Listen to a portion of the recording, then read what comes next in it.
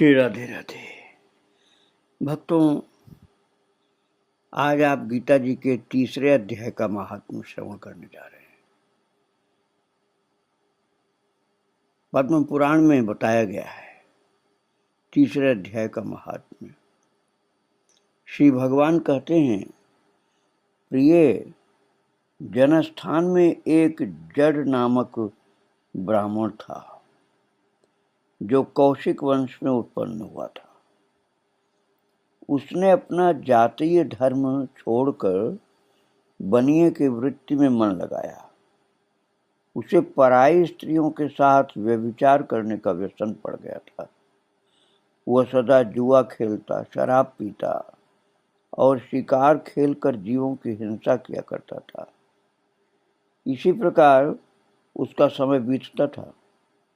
धन नष्ट हो जाने पर वो व्यापार के लिए बहुत दूर उत्तर दिशा में चला गया। वहां से धन कमा करके घर की ओर लौटा। बहुत दूर तक रास्ता उसने तय कर लिया था।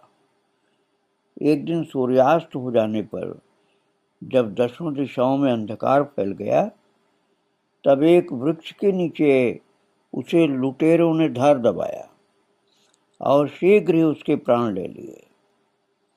उसके धर्म का लोप हो गया था, इसलिए वो बड़ा भयानक प्रेत हुआ। उसका पुत्र बड़ा धर्मात्मा और वेदों का विद्वान था।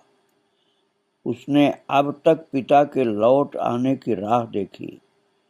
जब वे नहीं आए, तब उनका पता लगाने के लिए वह स्वयं भी घर छोड़कर चल दिया। वो प्रतिदिन खोज करता, किंतु राहगीरों से पूछने पर भी उसे उनका कुछ समाचार नहीं मिलता था। उसके बाद एक दिन एक मनुष्य से उसकी भेंट हुई जो उसके पिता का सहायक था। उसे संपूर्ण समाचार जानकर उसने पिता की मृत्यु पर बहुत शोक किया। वो बड़ा बुद्धिमान था। बहुत कुछ सोच विचार करके पिता का पारलौकिक कर्म करने की इच्छा से आवश्यक सामग्री साथ ले उसने काशी जाने का विचार किया। मार्ग में 7-8 मुकाम डाल करके वो 9वें दिन उसी वृक्ष के नीचे पहुंचा जहां उसके पिता मारे गए थे, और उस स्थान पर उसने संध्योपासना की और गीता जी के तीसरे अध्याय का पाठ किया। इसी समय आकाश में बड़ी भयानक आवाज हुई। उसने अपने पिता को भयंकर आकार में देखा। फिर तुरंत ही अपने सामने आकाश में उसे एक सुंदर विमान दिखाई दिया जो महान तेज से व्याप्त था। उसमें अनेकों क्षुद्र घंटिकाएं लगी हुई थी और वो छोटी छोटी घंटियां बज रही थीं। उसके तेज से समस्त दिशाएं आलोकित हो रही थी। यह दृश्य देखकर उसके चित्त की व्यग्रता दूर हो गई। उसने विमान पर अपने पिता को दिव्य रूप धारण किए विराजमान देखा। उनके शरीर पर पीतांबर शोभा पा रहा था और मुनिजन उनकी स्तुति कर रहे थे। उन्हें देखते ही पुत्र ने प्रणाम किया। तब पिता ने भी उसे आशीर्वाद दिया। तत्पश्चात उसने पिता से सारा वृत्तांत पूछा।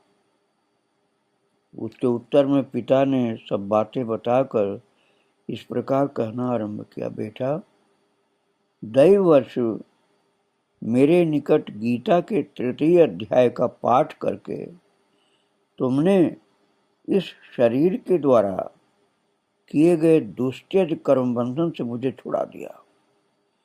अतः अब घर लौट जाओ, क्योंकि जिसके लिए तुम काशी जा रहे थे वो प्रयोजन इस समय गीता जी के तृतीय अध्याय के पाठ से सिद्ध हो गया है। और पिता के यूं कहने पर पुत्र ने पूछा, तात, मेरे हित का उपदेश दीजिए तथा और कोई कार्य जो मेरे लिए करने योग्य हो बतलाइए। तब पिता ने उससे कहा, अनग, तुम्हें ये कार्य करना है, यही कार्य। मैंने जो कर्म किया है वही मेरे भाई ने भी किया था, इससे वे घोर नरक में पड़े, उनका भी तुम्हें उद्धार करना चाहिए। तथा मेरे कुल के और भी जितने लोग नरक में पड़े हैं, उन सब का भी तुम्हारे द्वारा उद्धार हो जाना चाहिए। यही मेरा मनोरथ है बेटा। बेटा, जिस साधन के द्वारा तुमने मुझे संकट से छुड़ाया है, उसी का अनुष्ठान औरों के लिए भी करना उचित है। उसका अनुष्ठान करके उससे होने वाला पुण्य उन नारकी जीवों को संकल्प करके दे दो। इससे वे समस्त पूर्वज मेरी ही तरह यातना से मुक्त हो स्वल्प काल में ही श्री विष्णु के परम पद को प्राप्त हो जाएंगे। पिता का ये संदेश सुन करके पुत्र ने कहा, तात, यदि ऐसी बात है और आपकी भी ऐसी ही रुचि है तो मैं समस्त नारकी जीवों का नरक से उद्धार कर दूंगा। यह सुनकर के उसके पिता बोले, बेटा एवमस्तु, तुम्हारा कल्याण हो, मेरा अत्यंत प्रिय कार्य संपन्न हो जाएगा। इस प्रकार पुत्र को आश्वासन देकर उसके पिता भगवान विष्णु के परम धाम को चले गए। तत्पश्चात वो भी लौटकर जनस्थान में आया और परम सुंदर भगवान श्री कृष्ण के मंदिर में उनके समक्ष बैठकर पिता के आदेशानुसार गीता जी के 3 अध्याय का पाठ करने लगा। उसने नारकी जीवों का उद्धार करने की इच्छा से गीता पाठ जनित सारा पुण्य संकल्प करके दे दिया। इसी बीच में भगवान विष्णु के दूत यातना भोगने वाले नारकी जीवों को छुड़ाने के लिए यमराज के पास गए। यमराज ने नाना प्रकार के सत्कारों से उनका पूजन किया और कुशल पूछी। वे बोले, धर्मराज, हम लोगों के लिए सब और आनंद ही आनंद है। इस प्रकार सत्कार करके पितृलोक के सम्राट परम बुद्धिमान यम ने विष्णु दूतों से यमलोक में आने का कारण पूछा।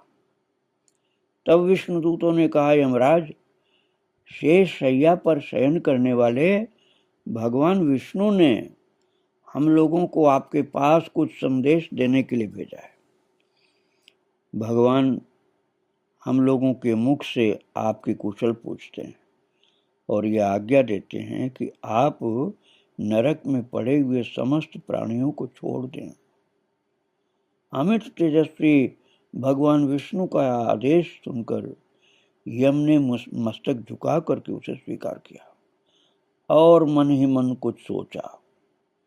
तत्पश्चात मदोन्मत्त नारकी जीवों को नरक से मुक्त देखकर उनके साथ ही वे भगवान विष्णु के वास स्थान को चले।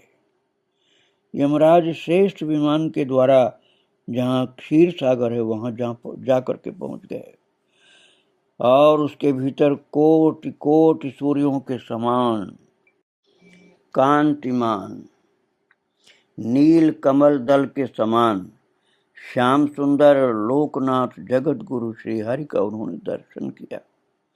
भगवान का तेज उनकी शैया बने हुए शेषनाग के फणों की मणियों के प्रकाश से दुगुना हो रहा था।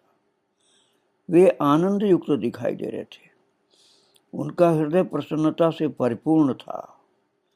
भगवती लक्ष्मी अपनी सरल चितवन से प्रेम पूर्वक उन्हें बार बार निहार रही थी।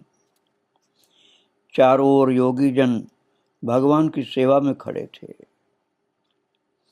उन योगियों की आंखों के तारे ध्यानस्थ होने के कारण निश्चल प्रतीत होते थे।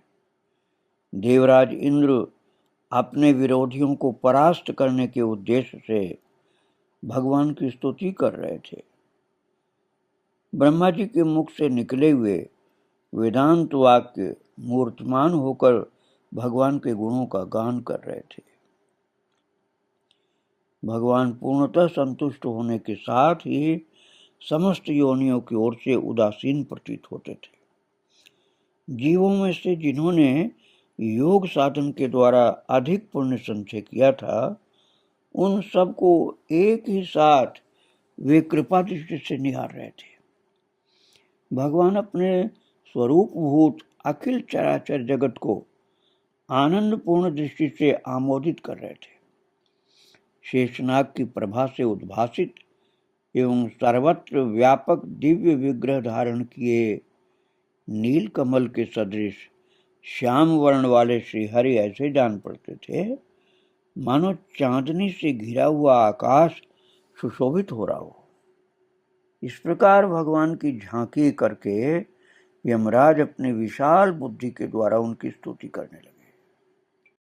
यमराज स्तुति करते हुए बोले, संपूर्ण जगत का निर्माण करने वाले परमेश्वर, आपका अंतःकरण अत्यंत निर्मल है। आपके मुख से ही वेदों का प्रादुर्भाव हुआ है। आप ही विश्व स्वरूप और इसके विधायक ब्रह्मा हैं।